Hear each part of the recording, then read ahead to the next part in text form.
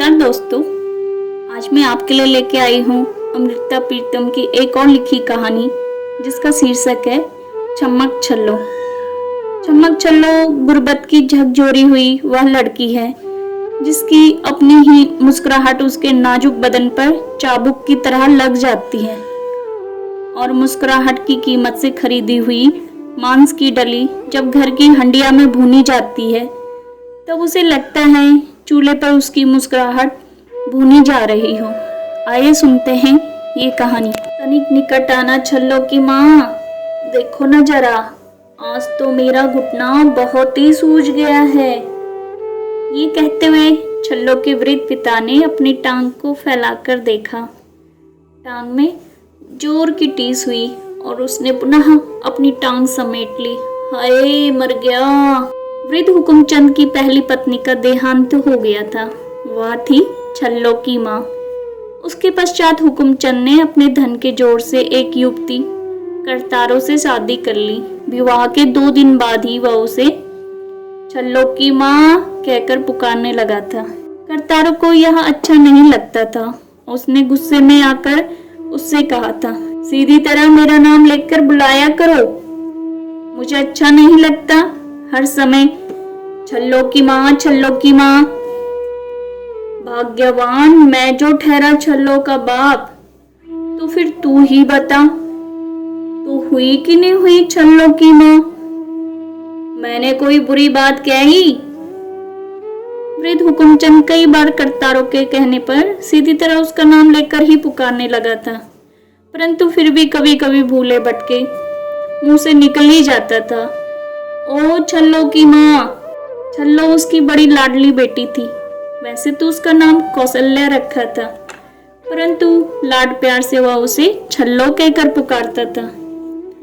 छल्लो की माँ का संबोधन सुनकर तारो क्रोध में आ जाती थी और तब हुकुमचंद हंसता हुआ उसे कहता था, एक बेटा पैदा कर दे, फिर मैं तुम्हें उसकी माँ कहकर बुलाया करूंगा। अच्छा, क्या नाम रखोगे उसका? चन्नन की माँ। फिर मैं तुम्हें आवाज दिया करूंगा, ओ चन्नन की माँ, ओ चन्नन की माँ। यह सुनकर करतारो चाहे कितनी ही गंभीर बनने का प्रयत्न करती हो, फिर भी उसे हंसी आ ही जाती थी। वर्षों व्यतीत हो गए, परंतु ओ चन्नन की माँ कहकर हुकुमचंद करतारो को संबोधन न कर सका, क्योंकि करतारो के घर कोई चन्नन पैदा ही न हुआ। हुकुमचंद उसे सीधी तरह करतारो की माँ पुकारता रहा। हाँ, कभी कभी मुंह से निकल ही जाता था, ओ छल्लो की माँ। फिर देश का विभाजन हो गया। पश्चिम पंजाब में रहने वाला हुकुमचंद पूर्वी पंजाब करनाल में आ गया। हुकुमचंद ने जिस धन के जोर से करतारों के यौवन को अपनी वृद्धावस्था से बांध रखा था, वह जोर भी अब टूट गया था। पति पत्नी के संबंधों का धागा तो अभी उसी प्रकार था, परंतु अब इस धागे को स्थान स्थान पर गांठ पड़ गई थी। हुकुमचंद के हाथों से अब धन की लाठी छूट गई थी, अतः उसका बुढ़ापा बहुत कांपने लगा था। घुटनों की पीड़ा ने भी उसे और भी बेकार कर दिया था। आए छल्लो की माँ। इस बार हुकुमचंद ने थोड़ी जोर से आवाज दी। न छल्लो की माँ मरेगी और न उसका छुटकारा होगा। बोलो क्या बात है? करतारो अपने दुपट्टे से हाथ पोंछती हुई रसोई से बाहर आई। यूं ही बुरे बोलना बोला कर, एक छल्लो की माँ तो मर गई, मेरी लाडली बेचारी छल्लो की माँ। अब दूसरी को भी क्यों मारती है? हाँ, पहले को तो जैसे मैंने ही मारा तुम्हारी लाडली छल्लो की माँ को। ना वह पहली वाली मरती और ना यह दूसरी आती। आप तो वह खुद मरकर सुख की नींद सो गई और यह सब कांटे बटोर निकले मेरे लिए छोड़ गई। तू कांटे न बटोरा कर भाग्यवान, यह सब तेरे बस की बात नहीं। तू अपना काम किया कर, कांटे चुबोया कर। मैं तुम्हें कांटे चुबोती हूँ और तुम्हारी नाजुक छल्लो को भी। तुम्हें चारपाई पर बैठे बैठे थाली परोस कर देती हूँ, छल्लो को भी खाना बनाकर खिलाती हूँ। ये सब मैं बाप बेटी को कांटे ही तो चुबोती हूँ। तुम क्यों कांटे सहती हो करतारो? मैंने तुम्हें कई बार कहा है, अब आप ही लड़की 4 रोटी बना लिया करेगी। रोटियां बनाने की उसकी नियत हो तब ना 4 टोकरियां लेकर जाती और पूरा दिन घर से बाहर बिता कर आती है। मैंने तुम्हें कई बार कहा है करतारो, अब उसे टोकरियां बेचने के लिए मत भेजा करो। स्थान स्थान के यात्री, पता नहीं कैसे कैसे लोग, यदि उसके साथ कुछ अच्छा बुरा हो गया तो। छल्लो के बापू, मैंने तुम्हें कई बार कहा है, यह नसीहत तू मुझे उस दिन देना जब 4 पैसे कमाकर मेरी हथेली पे रखे। यहाँ 4 पाई पर बैठे बैठे ऐसे ही बोलते रहते हो। और मैं, और करतारो सिसकियां लेकर रोने लगी। सच कहती है करतारो, मैं इसे किस मुंह से कहूँ। पैसे ने भी तो साथ छोड़ दिया और शरीर ने भी। हाय, अब यह मीठा बोले अथवा कड़वा, 2 रोटियां तो समय पर देती है। हुकुमचंद के मन में टीस उठने लगी। फिर उसने करतारों से कहा, मेरे लिए लहसुन डालकर तेल गरम कर दो, मैं बैठकर घुटनों को मलता रहूंगा। साथ ही ईश्वर के लिए उड़द चने की दाल मत बनाना, यह साली मेरे शरीर को खाए जा रही है। उड़द चने की दाल क्यों, मैं आज मांस पकाऊंगी। मांस? सच, तुमने तो आज मेरे मन की बात पकड़ ली। शायद 1 वर्ष हो गया मांस की तो शक्ल भी नहीं देखी। प्रतिदिन यहाँ जली हुई दाल। वैद्य भी कह रहा था, हुकुमचंद यदि तंदुरुस्त होना है तो शोरबा पिया करो, शोरबा जरूर पकाओ आज मांस। फिर हुकुमचंद ने अपने घुटनों की ओर देखा और उसे ऐसा महसूस हुआ जैसे उसके मुंह की जगह घुटनों को मांस का स्वाद लग गया हो। हाँ हाँ, आज शोरबा पीना, मैं अपना सिर काटकर उबाल दूंगी। आय हाय, तुम जब भी बोलोगी बुरे ही बोलोगी। शायद मेरे भाग्य से 4 की बजाय आज 20 टोकरियां बिक जाए। अरे छल्लो, मेरी चम्मक छल्लो, ले बेटा, आज तू मेरी बात रख लेना, मेरी 20 टोकरियां बेचना, पूरी 20, और आते समय कोने वाली दुकान से पूरा आधा सेर मांस ले आना। जा बेटा जा, मोटरों के आने का समय हो गया है। और हाँ देखना, आते समय प्याज, लहसुन, अदरक, हरी मिर्च और सब कुछ लेकर आना, नहीं तो यह तेरी माँ मांस को उबालकर ऐसे ही रख देगी। ऐसा लगता था छल्लो अपने बाप के मुंह से यह बातें सुनकर बहुत हंसेगी, परंतु छल्लो उसी प्रकार से नीचा किए टोकरियों को निरखती रही। अरे किसी को टोकरी खरीदनी भी हो तो वह इसकी सूरत देखकर नहीं खरीदता, हर समय तने घूसे की तरह मुंह बनाकर रखती है। करतारों के खोलते गुस्से ने जैसे अब हुकुमचंद का पीछा छोड़ दिया और छल्लो के पीछे पड़ गई हो। क्या हुआ लड़की की सूरत को करतारो, तुम तो हर समय इसको टोकती रहती हो, तुमसे तो अच्छा मुंह है इसका।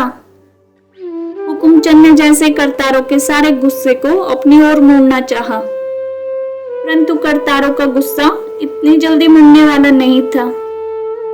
वह उसी तरह छल्लो की ओर देखकर कहने लगी, जरा हंसकर किसी से बात कर लिया कर, तो कोई एक की जगह 2 चीजें खरीद ले। इतनी मोटरें यहाँ से गुजरती है, अंदर भी सामान और बाहर भी सामान, क्या वे लोग 2 टोकरियां खरीद कर नहीं रख सकते? इन टोकरियों का भार भी तो नहीं होता। फिर ऐसी रंग बिरंगी टोकरियां, पर यह कुछ मुंह से बोले तब ना। जितनी देर मोटर वाले बाहर खड़े होकर चाय पानी पीते हैं, उतनी देर यह जरा उनसे मीठी बातें कर ले, हंसकर बोल ले, तो देखो कौन टोकरी नहीं खरीदता। छल्लो यह सब इस तरह सुनती रही जैसे उसने अपने कानों में रुई नहीं कपड़ा ठूंस रखा हो। आगे वह कई बार कह चुकी थी, माँ कोई नहीं खरीदता ये टोकरियां, ये लारी और बस वाले तो चाहे कोई टोकरी खरीद भी ले, पर ये मोटर वाले, ये तो इनकी ओर देखते भी नहीं। इनके पास जाओ तो खाने को दौड़ते हैं और कहते हैं, हाथ मत लगाओ शीशे को, मैला हो जाएगा, जा दूर खड़ी रह। उनके पास जाने की कोई कैसे हिम्मत करे। परंतु माँ ने छल्लो की कोई दलील नहीं सुनी। जो गुस्सा उसे मोटर वालों पर आना चाहिए था, वह छल्लो पर ही आ जाता था। वह हमेशा यही कहती, तुझे तो ढंग से बेचनी नहीं आती, थोड़ा हंसकर बात किया कर, तू तो लोटे की तरह मुंह बनाकर खड़ी हो जाती है। कौन तेरे हाथों से टोकरी खरीद देगा। छल्लो ने सचमुच कई बार कोशिश की थी कि उसका मुंह लोटे की तरह न बने और वह मोटरों के शीशे के पास खड़ी हो कितने ही दिन मुस्कुराती रहे। एक बार नहीं, पूरे 3 बार उसे किसी न किसी मोटर वाले ने कहा था, ऐसे क्यों दान निकाल रही है, आजकल कौन खरीदता है इन टोकरियों को, कोई जाट गवार होंगे। और अब कई दिनों से छल्लो लाख प्रयत्न करती परंतु उसका मुंह लोटे की तरह ही बना रहता। वह खसमानू खाना, क्या नाम है उसका, वह जो रोज अखबार बेचता है, रत्ना है उसका नाम। उसे देखकर तो इसके होंठ अपने आप ही फड़क उठते हैं। उस समय से कैसे हंसने का ढंग आ जाता है। करतारो, यूं मुर्गे की तरह मिट्टी न उड़ा, हुकुमचंद ने धमका कर कहा। मैं कोई बुरी बात कह रही हूँ। रानी को शौक तो चढ़ा है इश्क करने का, पर अपने आशिक का घर बाहर तो देख लेती।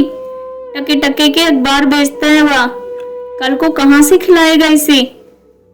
करतारों की अभी बात समाप्त भी नहीं हुई थी कि छल्लो ने सिर पर चुन्नी ली और टोकरियों का ढेर सिर पर उठा मोटरों के अड्डे की ओर चल पड़ी। टके टके के अखबार बेचते हैं।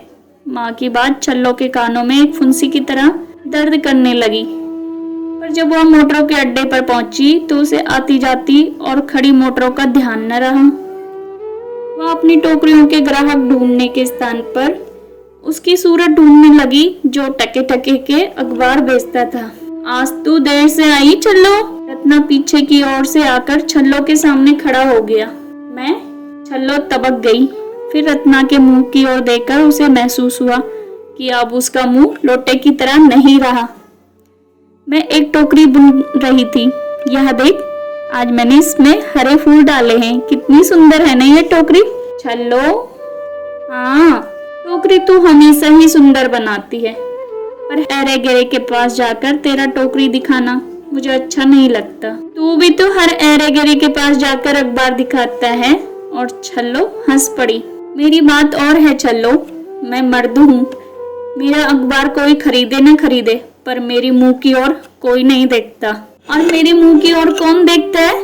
मेरा तो लोटे जैसा मुंह है। छल्लो खिलखिलाकर हंस पड़ी। इस तरह किसी पराये के सामने मत हंसना।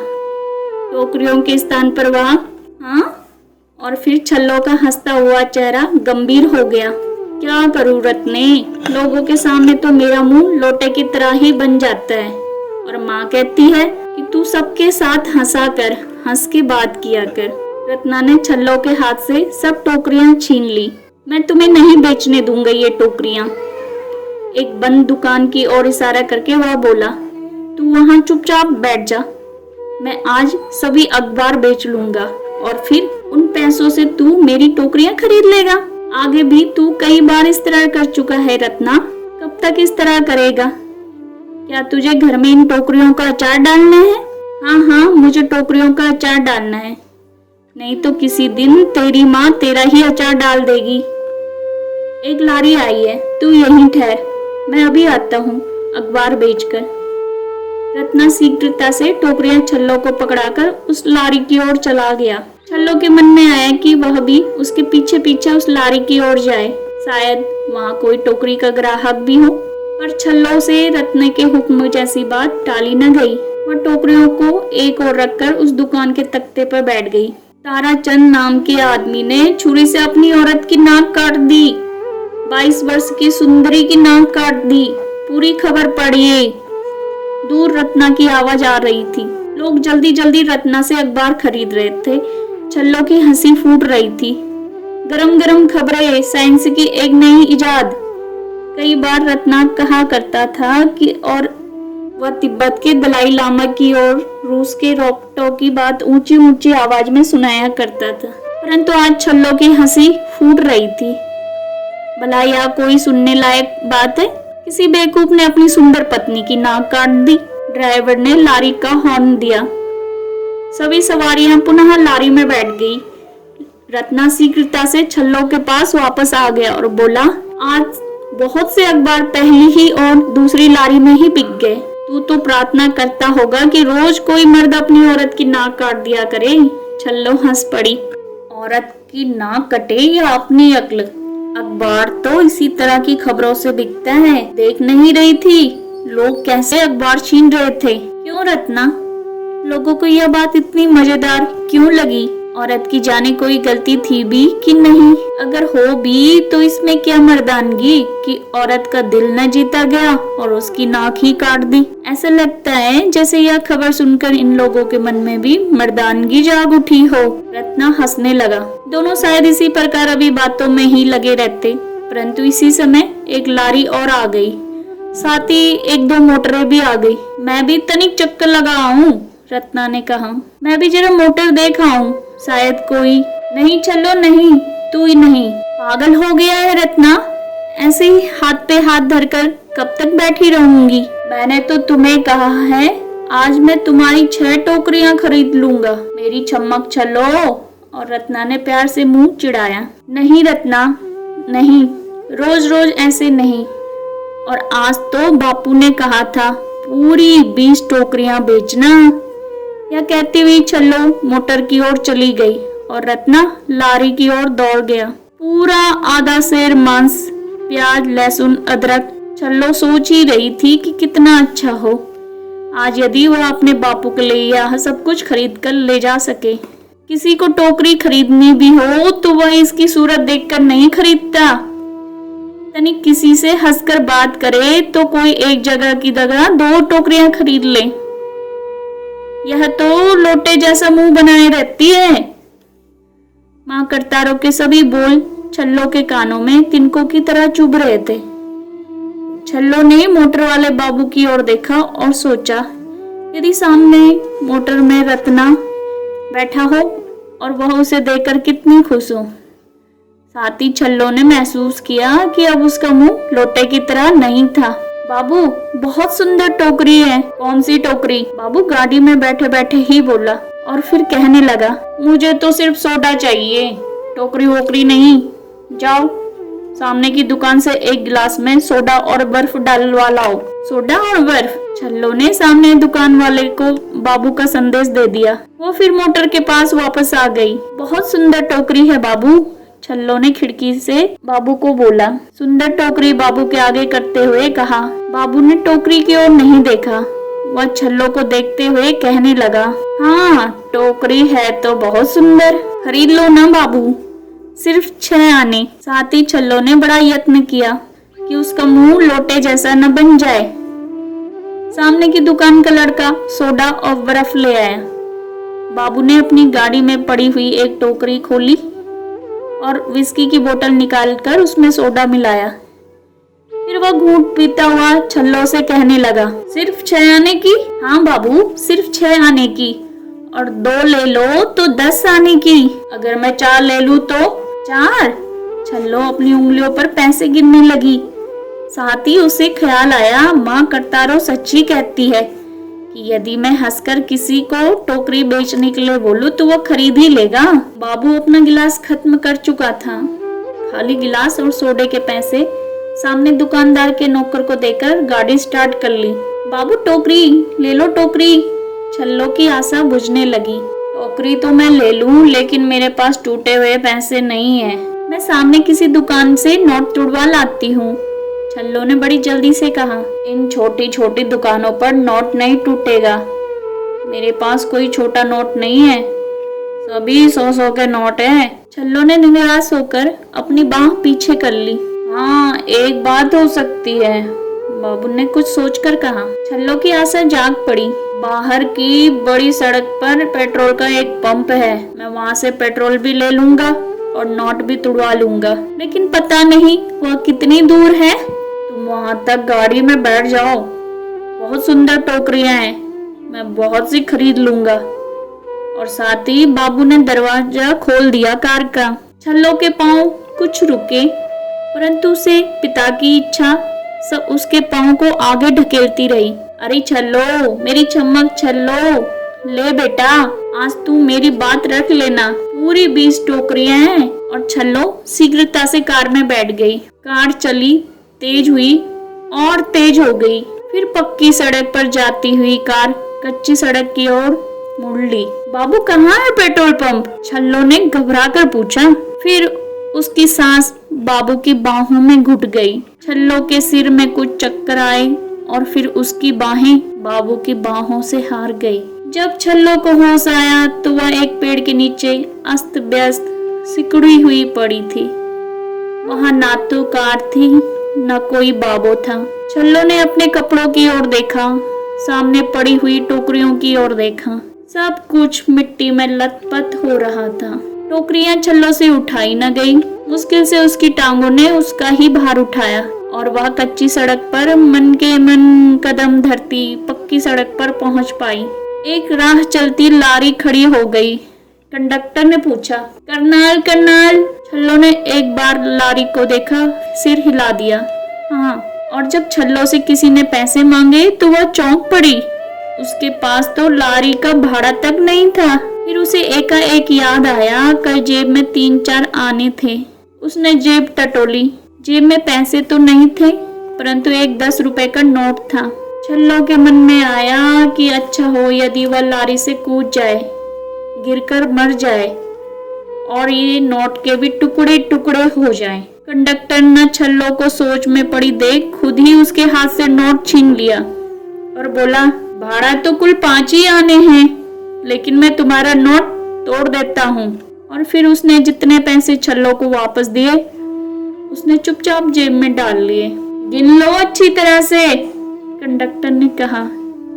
छल्लो शायद उस समय खिड़की में अपना सिर रखकर सो गई थी। लारी करनाल के अड्डे पर खड़ी हो गई। कुछ सवारियां उतरी तो छल्लो भी उतर गई और फिर अनमानी सी घर की गली की ओर चल पड़ी। गली के कोने में मांस की दुकान थी। छल्लो के पांव रुक गए। आधा सेर मांस, छल्लो ने धीरे से कहा और जेब से पैसे निकाले। छल्लो ने घर जाकर जब रसोई में मांस रखा, साथ ही प्याज, लहसुन, अदरक और हरी मिर्च भी रखी, तो उसकी मां करतारो पुलकित हो उठी। आज तूने कितनी टोकरियां बेच ली? सभी बेच दी माँ, छल्लो ने धीरे से कहा और फिर वह नहाने के लिए बाल्टी भरने लगी। अरे वह रत्ना आया था तेरी तलाश में, तुझे तलाश करता हुआ आया था। अच्छा। छल्लो ने आगे कुछ नहीं पूछा। माँ ने भी कुछ नहीं कहा। छल्लो डोडी का दरवाजा बंद करके नहाने लगी। छल्लो जिस समय नहा धोकर कपड़े बदलकर रसोई में आई तो करतारो हांडी में मांस भून रही थी। देख लो, आज घर बसता हुआ दिखाई दे रहा है ना। जिस घर में छोंक की सुगंध नहीं आती, धर्म की बात है, वह घर घर ही नहीं, छल्लो का बापू बोला। और फिर छल्लो की ओर देखकर उसने बड़े लाड से कहा, मेरी छम्मक छल्लो। छल्लो ने जलते चूल्हे की ओर देखा। चूल्हे का सारा बदन आग की तरह जल रहा था। ऊपर हांडी रखी थी। छल्लो को महसूस हुआ जैसे उस हांडी में उसकी मुस्कुराहट भूनी जा रही हो। उठ मेरी बेटी, नई टोकरियां बनानी शुरू कर दे। मैंने पत्ते पानी में भिगोकर रखे हैं। जिस प्रकार करतारों ने छल्लो को आज बेटी कहा था, शायद इस प्रकार पहले कभी नहीं कहा। हुक्म की बांधी छल्लो मुंडे पर बैठ गई। उसने हाथ में पत्ते पकड़ लिए और सुआ भी, परंतु उसे महसूस हुआ कि आज से खेतों में वे पत्ते उगेंगे जिनसे टोकरियां बनाई जाती है। पर आज से रत्ना के बेचने के लिए अखबार नहीं छपेंगे और यह खबर भी कभी नहीं छपेगी कि एक बाबू ने एक लड़की की हत्या कर दी। एक लड़की की। धन्यवाद।